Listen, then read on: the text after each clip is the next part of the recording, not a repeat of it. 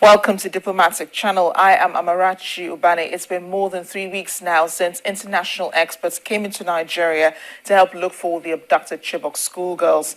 While the Nigerian military has been updating the public on progress and challenges, we're a bit impatient to hear from the international experts themselves. They said nothing so far, whether confirming nor denying whatever our military has said recently about the missing girls. And so the protests have continued, though experiencing some hitch along the way over the ban on protests in the FCT. Unfortunately, the Nigerian police has cleared that up for us. The protests continue until the girls are brought back. And it is really important that we save the day on this one, because there are reports the girls are being raped several times daily, sometimes by more than a few men of the Boko Haram sect. We're not in a state of war, and yet women are the target of sexual crimes. Later this week, more than 1,200 delegates from around the world, including civil society groups and government officials, will be meeting in London. A summit, the largest gathering that will be discussing ending sexual violence in conflict. The British government is solidly behind the organisation of the summit alongside the United Nations. On Friday last week, the British Deputy High Commission simulated in Lagos what the discussions are supposed to look like. The gathering is just a representation of what discussions will look like this week, when over 1,200 delegates, including government officials, representatives from international organizations and civil society organizations, gather in London. The summit will identify specific actions by the international community in 4 areas: improving accountability at the national and international level, including through increased documentation and investigations; providing greater support and protection to survivors of sexual violence; to ensure that sexual and gender-based violence responses and the promotion of gender equality are fully integrated in all peace and security efforts; and improving international strategic cooperation. And to this end, the summit will focus on 5 thematic outcomes, the first of which is an international protocol. We want to launch an international protocol on the documentation and investigation of sexual violence in conflict, including a plan for its use and implementation. A panel of discussants give their perspective on the issues, with some familiar information on the situation in the country. The issue of incest is on the increase, and we need a lot of sensitization to talk to our men. That's why it's good in a gathering like this to bring the men here. They are the chief culprits. In a case where you have, a father that now puts his daughter on the bench as a wife, and sleeps with her, and they don't seem to see anything wrong with that. I think we need to re-examine those men and to see what we can do to them. These girls, some of them do talk to their teachers or to their counselors, and they bring them to us. And in some cases, you find out that they will have threatened them: if you talk, I will kill you. If you talk, you will die. And these are some of the issues that needs to be addressed. We have also discovered that it's not only women and girls that are being raped. Boys have also come in for treatment, because we have received about 5 boys that have been sexually molested. And interestingly too, our experience has shown that it's not only men that molest or sexually abuse women. Women too sexually abuse women. We've had a client, a young girl that was sexually molested by her female teacher, who used a spoon and inserted a spoon into her private part. We simply don't have a memory of sexual violation in this country.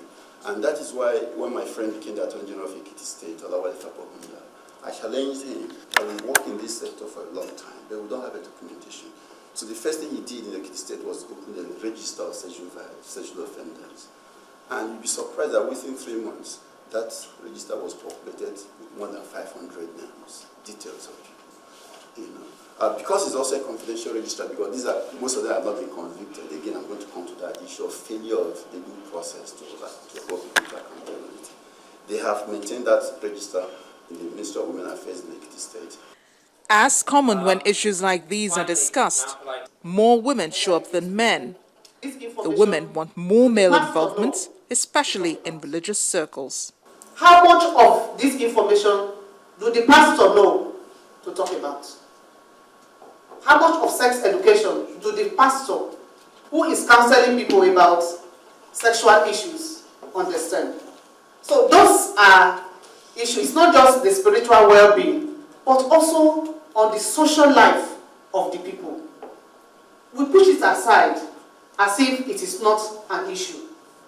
The women revealed that even before the Chibok abductions, young girls have been taken from smaller communities by Boko Haram, sometimes following payment of a paltry sum of money. Yes, the world has come to know about the Chibok girls, but because we've been working in Borno for the past 2.5 years, I can tell you for sure that abductions have been going on a weekly basis. Sadly, the Boko Haram believe that if they can drop a parcel with as little as 2,000 naira at the home of somebody living in Borno and abduct the girls within the compound, that constitutes a marriage. And while the search continues for the missing Chibok schoolgirls, civil society and school administrators await patiently.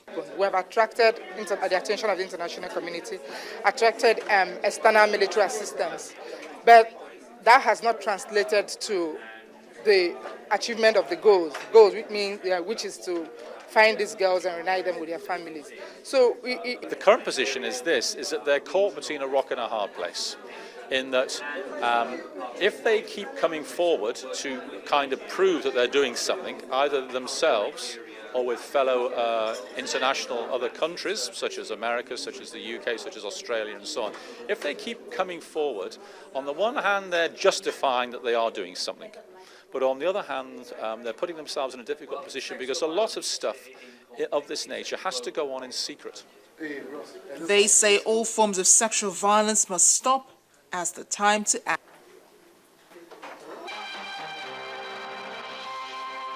Now, as you heard in the report, there is sexual violence going on in Nigeria. The reason we don't have any clear statistic is because it goes largely unreported.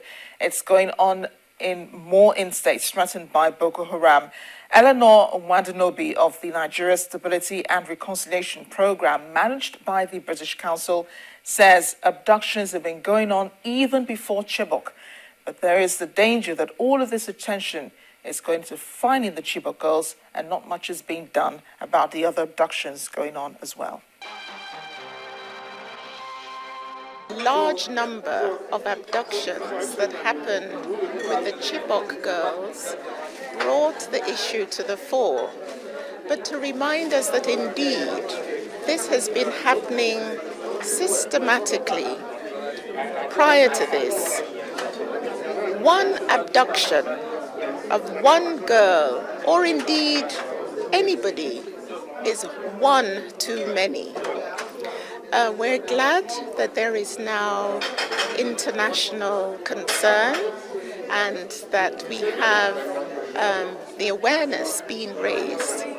But to say that a stitch in time, as they say, saves 9.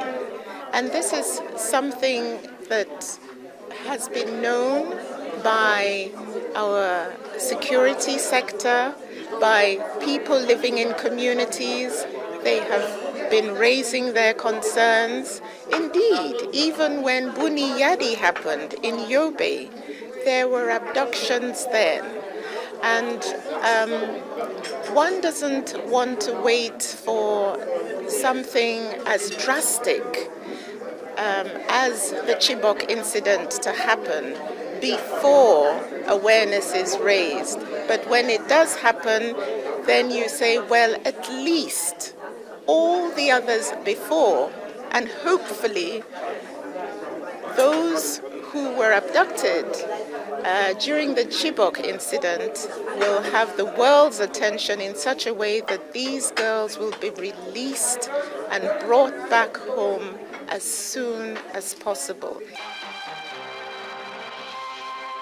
When we come back after the break, an election took place in Syria that was supposed to bring change. Now, the only change may have been the people's attitude towards their government. Do join us again. Fun, inspiration, and knowledge. That's what you get from readers, writers, publishers, and the entire book world. Get some interesting reviews, events, interviews, and latest updates from the book world. The channel's book club, inspiring you one page at a time. Welcome back. On June 3rd, the Syrian government finally had its much-awaited president